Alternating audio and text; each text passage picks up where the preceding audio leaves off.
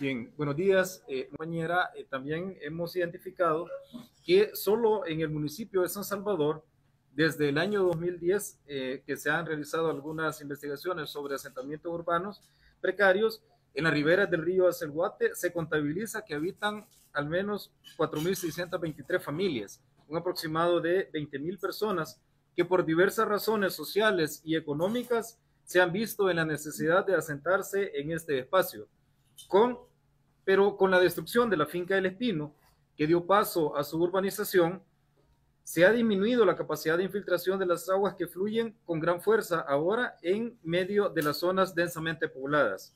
Esta situación se agravará en los próximos años con la construcción que está anunciada del Estadio Nacional de El Salvador en esta zona de recarga acuífera. Acá en esta mañana nos acompañan personas que viven en estas zonas y que son liderazgos comunitarios que cada vez que hay una lluvia, no solo en su lugar, sino en las zonas altas, en Santa Tecla o en la zona alta, ellas están preocupadas y tienen acá su testimonio que lo pueden compartir. Este es el tercer invierno con una gestión que sostiene que ahora sí la situación va a mejorar, pero no hay una verdadera mitigación y las comunidades se deterioran constantemente ante el paso de las lluvias, que en algunos casos no son de mayor intensidad. Sin embargo, los suelos son cada día más erosionados y tienen menos capacidad de infiltración.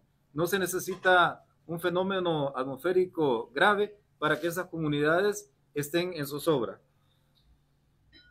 El desmontaje de las comisiones comunales de protección civil es otro factor que muestra un retroceso en el camino de la prevención, dado que muchas estaban formadas en alerta temprana oportuna, planes de gestión de riesgos, rutas de evacuación, manejo de albergues.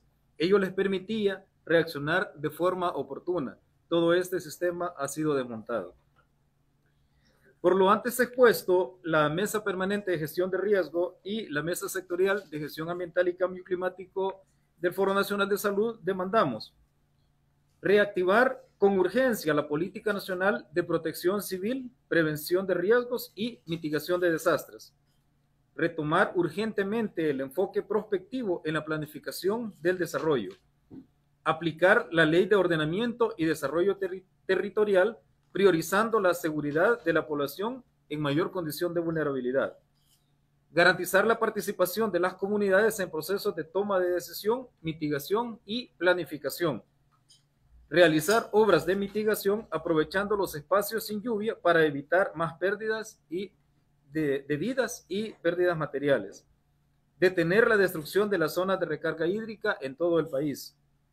Priorizar la vida de las personas y los ecosistemas antes de la generación de ganancias para grupos económicos históricos y también para los grupos económicos emergentes. San Salvador, 13 de julio de 2022.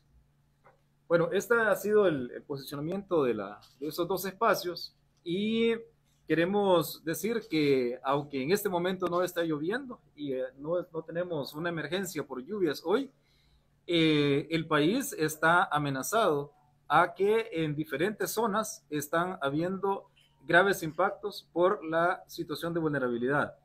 Sabemos que muchas personas viven en condiciones muy delicadas, con zonas de alto riesgo, y por lo tanto la situación de este año, que habrá mucha lluvia, que ya se ha demostrado así, va a seguir causando graves impactos, no solo en la infraestructura, sino en la salud y la vida de las personas. Y esto va a seguirse repitiendo en los próximos años, ya que el fenómeno de la niña se vuelve a presentar seguramente en menos de 5 años. Por lo tanto, las compañeras y compañeros que estamos acá en esta mesa, queremos externar esta preocupación y queremos hacer el llamado a las autoridades para que asuman su responsabilidad y que no solamente se trata de utilizar estos momentos como para hacer campaña y para acompañar a la gente en ese momento de dolor, pero lo que buscamos es que se evite estar en condiciones de vulnerabilidad. Así es que, bueno, si hay alguna pregunta. Me gustaría saber cuál es, aparte de lo que ya vemos, los desastres que han habido por las lluvias, inundaciones y todo, en la parte de agricultura, ¿cuáles según la valoración de ustedes podrían ser las afectaciones que pueden haber debido al fenómeno de la niña?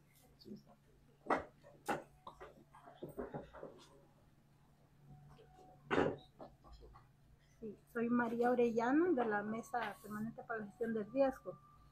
Con la pregunta, y quizás esto es bien interesante también decirlo, que el país es vulnerable a las lluvias, a la sequía, a todo. Entonces, pedirle también al gobierno y a las autoridades de que hayan planes de mitigación, o sea, que no se den. Eso es lo que esperamos, que no esa vulnerabilidad pues sea lo mínimo posible, y que es importante la respuesta, pero también es importante que no sucedan los desastres. Con la pregunta, es eminente de que cuando hay lluvias se pierden los cultivos. O sea, aquí tenemos un alto costo de la vida, tenemos una situación que se está agudizando la pobreza, y llueve, se nos pierden los cultivos, no llueve, igual se pierden por la sequía. Entonces esto nos indica que muchos productores y productoras han perdido sus cultivos, se les han inundado, y ustedes saben lo delicado que es cuando hay demasiada lluvia, que lo que se ha sembrado reciente, pues eso ya no da la misma o el mismo producto que se espera, o se pierde totalmente. Y lo otro también es que cómo cultivar si los insumos están caros.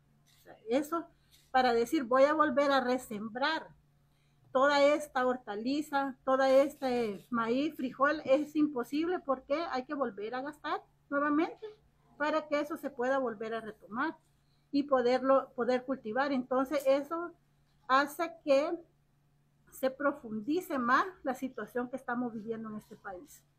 Un país vulnerable, y un país con mucha desigualdad, y un país donde las autoridades competentes no están dando lo que se espera.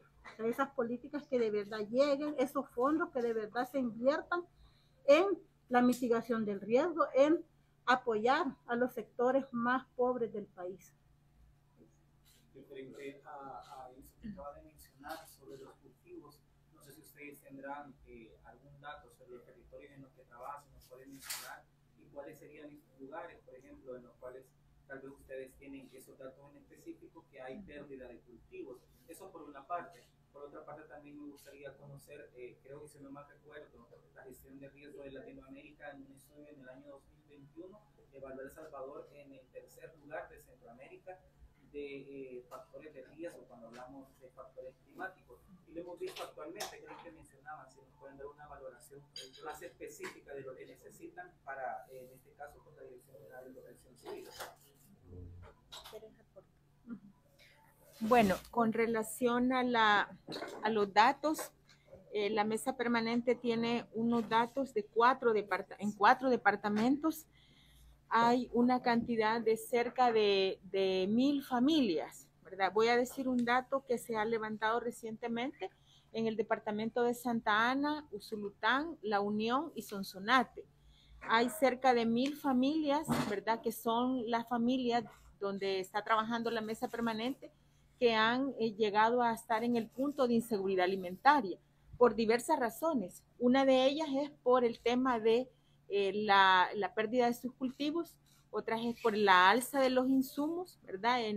Que la gente dice hoy no voy a poder cultivar porque se han alzado demasiado los costos, y otra es porque el exceso de lluvia, ¿verdad? Y creemos que van a seguir aumentando porque ya la semana pasada algunas organizaciones que trabajan en la zona de la Franja Costera de la Libertad nos estaban señalando que muchos de esos cultivos que estaban en esa zona han empezado ya a perderse por la cantidad de lluvia.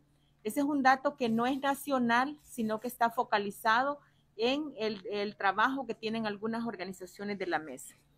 Con respecto a la siguiente pregunta, consideramos que hay una serie de investigaciones, están las investigaciones de OCDA, que ha señalado a El Salvador en diferentes ocasiones con su nivel de vulnerabilidad, que casi el 80% del territorio es vulnerable, lo que nos obliga a decir que es necesario retomar una política nacional de gestión de riesgos donde el énfasis principal tenga que ver con la prospección.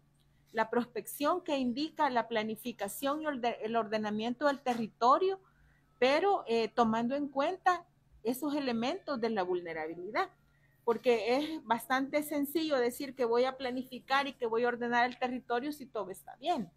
Sin embargo, como ya tenemos esas condiciones de vulnerabilidad que no son nuevas, son condiciones que vienen desde hace muchísimos años, ¿verdad? Estamos hablando de 40, 50 años, donde lo que se ha priorizado son los monocultivos. En algún momento el añil, luego el algodón, el café, la caña de azúcar, son las priorizaciones de los monocultivos que deja fuera todo lo que tiene que ver con la seguridad alimentaria y con el ordenamiento del territorio para los usos que debería de tener. Entonces, todos esos elementos se deben de tomar en cuenta para el ordenamiento y la planificación, que es la fase de gestión prospectiva que hemos dicho siempre como mesa permanente.